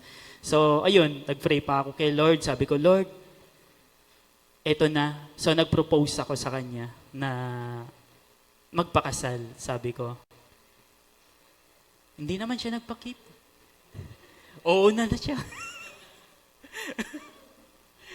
So, yun, sa atin, no, mga kapatid, no, even sa mga youth, no, huwag tayong, yung ma-attract, bilisan, or yung magmadali, no? Huwag tayong magmadali sa yan lang na lalaki o babae. Kung hindi, ingin natin kay Lord. Mapapayo ko lang sa inyo, mag-pray tayo at dapat unahin natin si Lord sa buhay natin. Pwede ba natin maging true love si Lord sa buhay natin?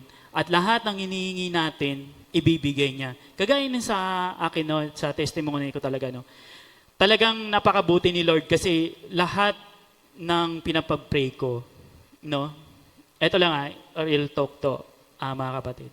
Ibinibigay niya talaga sa akin. Kinausap talaga yung asawa ko. Lahat binigay niya talaga sa akin. So, sabi ko, Lord, napakabuti mong Panginoon Diyos, sabi ko, sa buhay ko, na lahat ng iniingi ko sa'yo, ibinigay mo. At may share ko rin sa inyo mga kapatid, no? Huwag tayong magmadali, no? Huwag tayong magmadali sa yung mundong ito, no? Yung inaasahan natin na ano pa nga to? Yung minamadali natin, yung enjoy muna natin, no? Enjoy muna natin yung habang na bata pa tayo, no? Enjoy muna natin, mag-aral muna tayo at lalo na dito sa tahanan ni Lord, dapat mag-serve lang tayo at meron ibibigay at for sure na meron ibibigay si Lord na para sa inyo. At yun lang po. Maraming salamat po. Ano ko lang ha, baka sabihin nyo, bilis naman mag-oo ni Ate Sel. Ano nyo na po sa akin, kasi ilang taon na po ako. 40 plus na po ako. Nasa tamang panahon na po. Yon. So, hindi ko din sinasabi, pareho lang din kay Ate Sel, agad-agad. Yung sa inyo, mga bata pa kasi kayo. So, kaya nga sinasabi, mag-antay kayo. Darating yung perfect time para sa inyo. At saka yung sa true love nyo. Tsaka masasabi nyo talaga na worth it yung pag-aantay na ginawa nyo. So, gaya ng sinabi ni Kuya Jeff, unahin muna nating i-love si Lord. Siya talaga yung dapat unahin natin na mamahalin. Kasi kung wala si Lord, wala din tayo. Wala din tayong pagmamahal din doon sa iba or sa tao na mamahalin natin. At saka, yung sa prayer niya po, masasabi ko po na hindi lahat ng prayers natin, Lord, gusto ko ganito, ganito. Lahat ibibigay niya. May time talaga na, Lord, sabi ko, ahead sa akin, bata. Sabi niya, ayaw ko ng Bisaya, ba't binigyan mo ako Bisaya? So, hindi lahat, di ba? So, yun yung maanuhan mo na, iba yung plano ni Lord, iba yung will ni Lord. At saka dito po, in conclusion po, sinasabi po dito na ang paghihintay ay hindi madaling gawin. Pero kapag naghintay tayo sa tamang panahon ng Diyos, makakatanggap tayo ng tamang pagpapala. Amen? Just like what Ecclesiastes chapter 3 verse 11 says, ginawa niyang maganda ang lahat sa kanyang kapanahunan. So true love doesn't rush. True love wait on God's perfect timing. And in that waiting, He's preparing us for something beautiful. Amen? So do not rush. Go through the right process. Mag-aral muna. Mag-serve muna. Once mabuild mo na ang magandang relasyon sa Panginoon, at saka mabuild na yung karakter po natin para sa the one po natin. So ito po yung challenge sa mga kabataan na kung ginawa ng Diyos ito kay Ruth at sa buhay namin, kaya rin ni Lord na gagawin po ito sa inyo. So, ang tanong, handa ka bang magtiwala at maghintay sa tamang panahon ng Diyos? Handa ba kayo? Handa na ba kayo? Amen?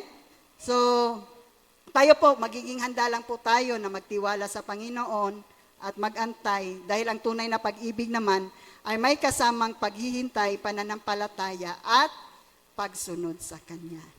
Amen? I hope po ngayong hapon may natutunan po tayo.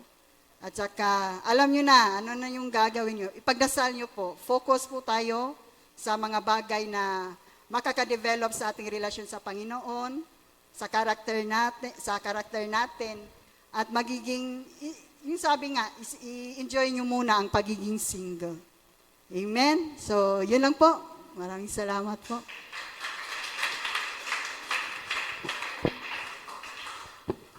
Malakas na palakpak para sa Panginoon. Natuto po ba kayo? Amen. And so, siguro magbigay lang tayo ng at least a minute sa mga gusto pong magtanong. Nakaredy naman po silang sumagot. Ayan, tumayo na si Arman. Akala ko may tatanong agad eh. Ayan, sa mga nais pong magtanong about doon sa naging topic natin or yung mga gusto pa po nating i-clear regarding po sa mga kwento pong love story na nasaksihan natin, ayan, pwede po kayong magtanong. Sige po. Ayan, si Big Boy nakangiti na din eh. Mukha daw may itatanong ulit. May tatanong ka, nak? Ayan. Sige po, wag po kayong mayang magtanong. Baka meron pong gusto. Si Junel, may tanong? Kanina pa. May tanong ka, nak? Wala. Ayan. Sa mga leaders natin, mga youth leaders natin, baka meron po kayong tanong. May gusto po ba kayong i-clarify? Pagka nagpakasal po ba, kailangan may pera na ba agad? May mga ganon, no, na natanong. Ayan, si Mark. Ayan, pinumpisa na ni Mark eh. Ayan, sige nak, baka meron kang tanong. Shoutout sa mga kabataan dyan. Nag-iisip pa raw. Ayan, sige po. Question po, wag po kayong mahiya. Sagutin po ng ating pong speaker po. Wala, ayaw talagang magtanong. Ang magtatanong po may 100.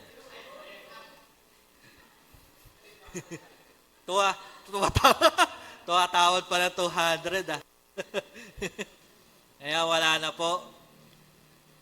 Wala po ba talaga? Ayan. Ay, ito, siguro meron po tayong question. Is it worth it po ba na sa isang relationship, a long distance relationship po? Ayan. Ako na yung magtanong. Ayan. Sino po sasagot po sa inyo? Tanong, Pastor? Worth it po ba sa isang relationship na long distance ang kanilang relationship or hindi? Depende din kasi po. Depende po. Kasi pag long distance, ang negative nun, yung, for example, yung sa past ko, hindi mo siya masyadong kilala. Oo. Tapos, lalo na pag hindi siya Christian. Tapos,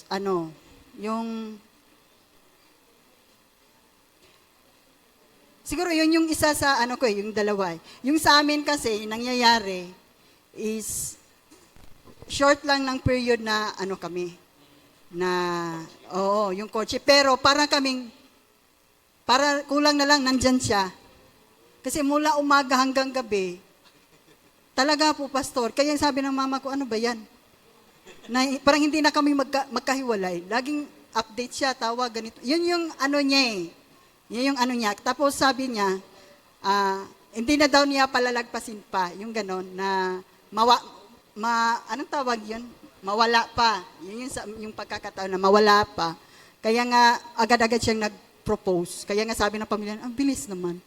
Tapos, kino-confirm ko din sa pastor, sabi niya, ibig sabihin yan, hindi lang basta boyfriend-girlfriend, kundi may talaga siya na magiging asawa ka.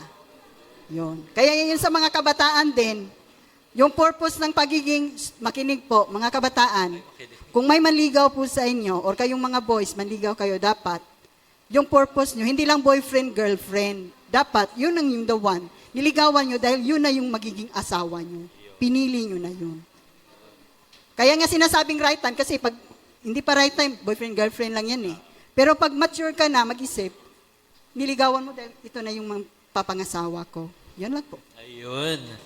So, siya parang two birds in one stone. So, ayan malinaw. Depende po, depende sa magiging mabubuong relationship. Kasi may mga relationship naman na kahit long distance, okay. Kaya lang, mas marami kasing tawag rito, relationship na long distance, pero hindi talaga nagtatagal. Kasi nga naman, hindi makikilala, even yung family, hindi rin makikilala.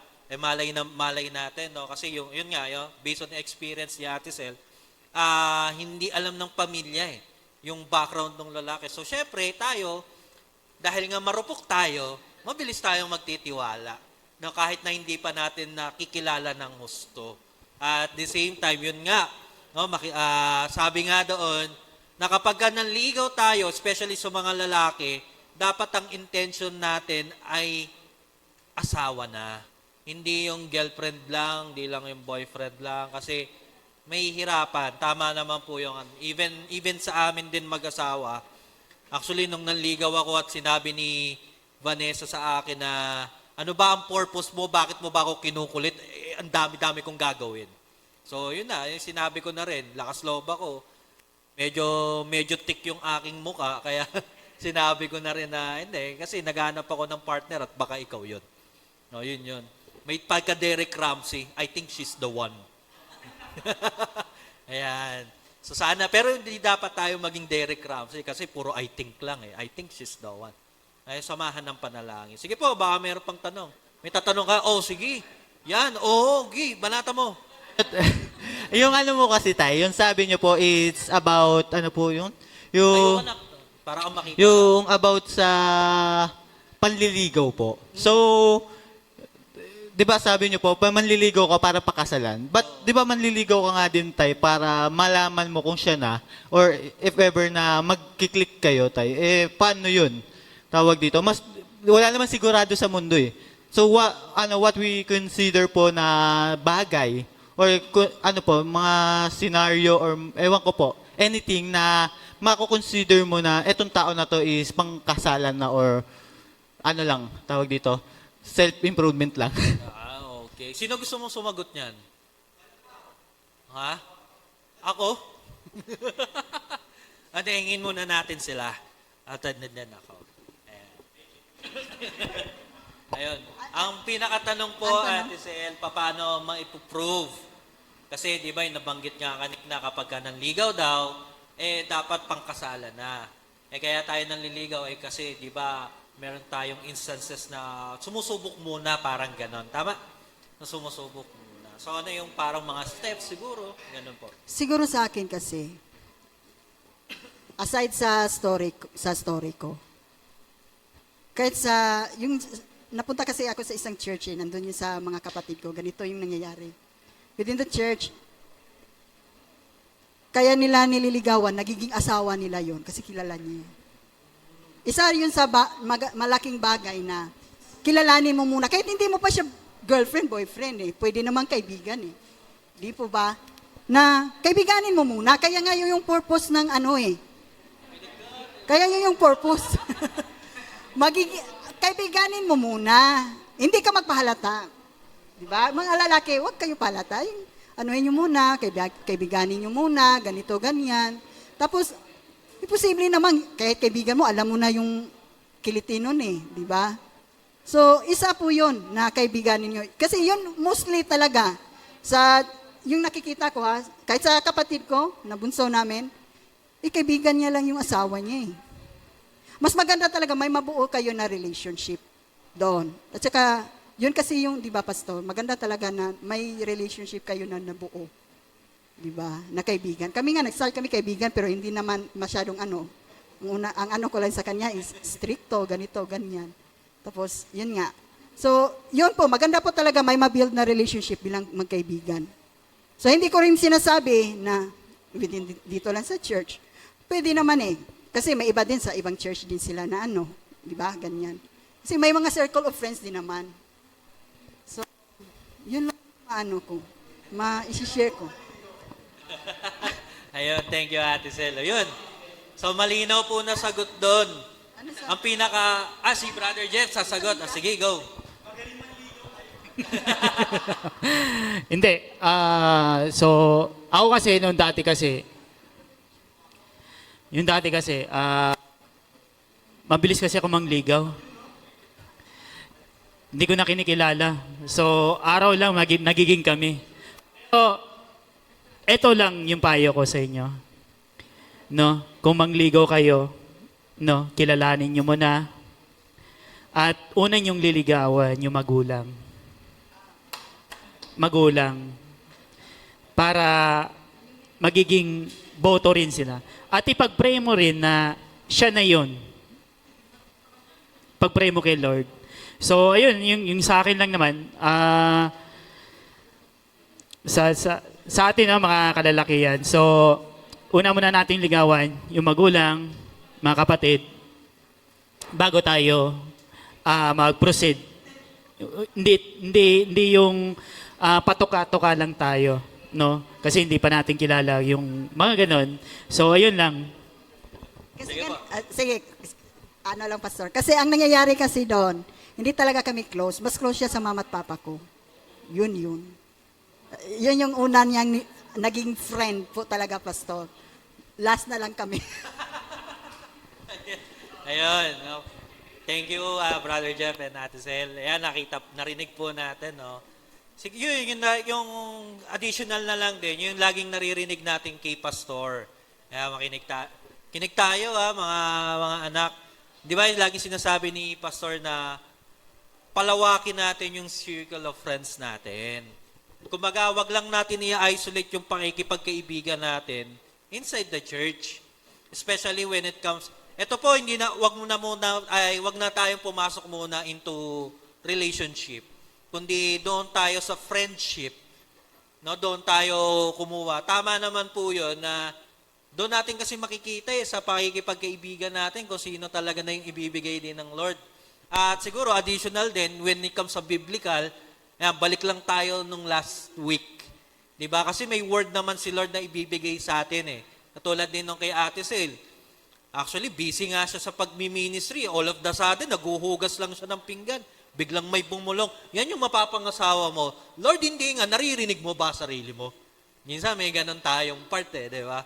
Lord, tingin ko, Lord, may tama ka, kailangan mo magpatingin. Minsan may mga ganun tayong senaryo, pero again, pagkaplano ni Lord, wala kang magagawa.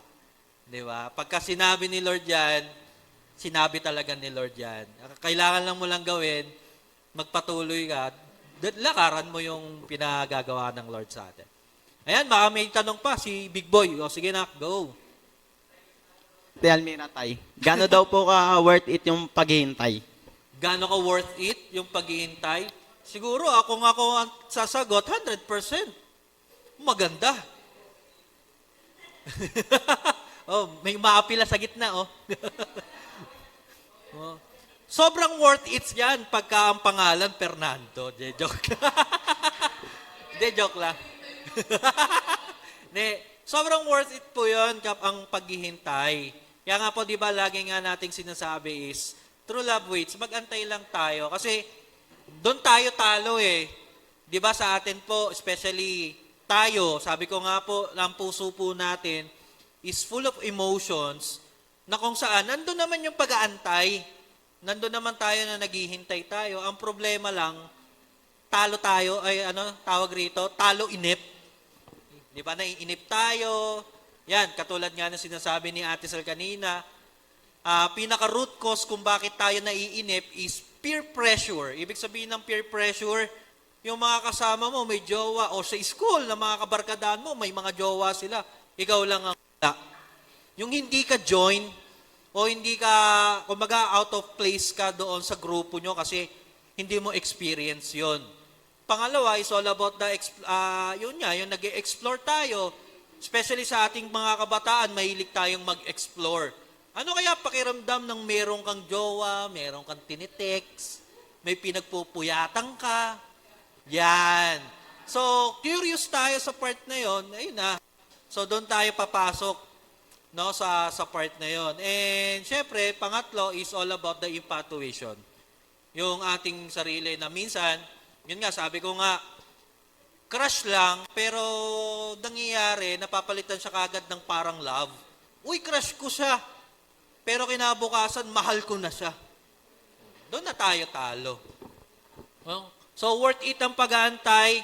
Tulad nga ng mga naging tawag rito, mga naging testimony natin, tulad ni Ate Sel, paano ba natin yan? O ganito na lang, biblically, di ba even si Sarah sa pag-aanak na lang, ilang taon na si Sarah nang magkaanak. Kumbaga, hanggat nandoon pa yung desire natin at hindi pa rin natatapos at namamatay, ibibigay yan ni Lord. Ang gusto lang ni Lord, at tinitignan lang ni Lord yung character natin kung paano tayo mag-aantay. Okay? So, last questions po. Baka may mga tanong po kayo. May tanong ka pa, big boy, nak? Wala na. Ayun.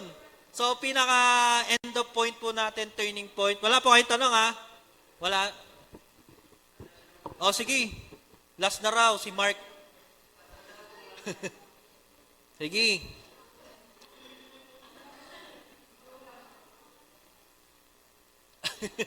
Wala na daw. Ayan. So, purihin po ang Panginoong Diyos at palakpakan po natin ang ating Panginoon. Thank you so much po, especially po sa nagpaunlak po sa atin, si Ate Sel and si Brother Jeff, na binigyan tayo ng opportunity to speak at ma-share yung kanilang tawag po rito, kanilang love story na kung saan in-orchestrate pa rin ng Lord. Bagamat na nagkaroon ng sablay sa una, pero kapag hinayaan mo na sumunod ka pa rin sa Lord, ang pinaka-keyword ko is obedience, is still obedience pa rin. Kapag ikaw ay nag-abide, sumunod sa plano ng Lord, bagamat na meron tayong sablay, itatama at itatama ka ng Lord. At ang agandahan, patungo ka sa pinakamagandang part, which is pinaka-the best na love story na maabutan natin. Amen po. Tayo po tayong lahat bilang pong pagtatapos ng ating pong gawain. Hallelujah. Purihin po ang Panginoong Diyos, tayo pumikit. At manalangin, Panginoon, marami pong salamat at patuloy na ikaw ang siyang kumikilos. Ikaw, Panginoon, ang siyang nagbibigay, Panginoon, sa amin ng kaliwanagan. When it comes, Panginoon, sa pagmamahal. Dahil, Lord, ikaw yung Diyos na mapagmahal. Lahat, Panginoon, ay nanggaling po sa inyo. At ikaw rin din, Panginoon, ang kauna-unahang nagmahal sa amin, O God. Kaya naman, nais mo rin din, O Lord, na maging maayos ang aming love story, O Lord God, na binubuo. Kaya naman, sa mga oras po na ito, patuloy po kaming susunod sa nais mo, sa mga plano mo, Panginoon, at patuloy kaming mag-aantay. Lord, bigyan niyo kami ng puso na huwag mainip sa lahat ng pagkakataon, bagkos ay magtiwala sa iyong pangako. Marami pong salamat, and also I pray, Panginoon, kay Ate Sel, kay Brother Jeff, na ginamit mo, Panginoon, sa mga oras na ito, na ma-share, Panginoon, yung kanilang love story, at higit sa lahat, Lord, ay makapag-share ng salita mo. Pagpalain ninyo po sila kung ano man po, Panginoon, ng kanilang mga panalangin, personal, O God, emotional, physical, mental, and even spiritual. Lord, ipagkaloob ninyo po ito sa kanila ng siksik, liglig, at nag-uumapaw pa. Marami pong salamat. Impact makers, taas natin ang ating mga kamay. And every time na marinig natin itong declarations na ito, ang kinin natin at ito po ay mapapa sa atin. Numbers chapter 6, verse 24 to 26, may the Lord bless you and take care of you. May the Lord be kind and gracious to you. May the Lord look on you with favor and give you peace. Maraming po salamat muli. Ito po ang aming samot na langis sa makapangyarihang pangalan ng Panginoong Yesus. Amen.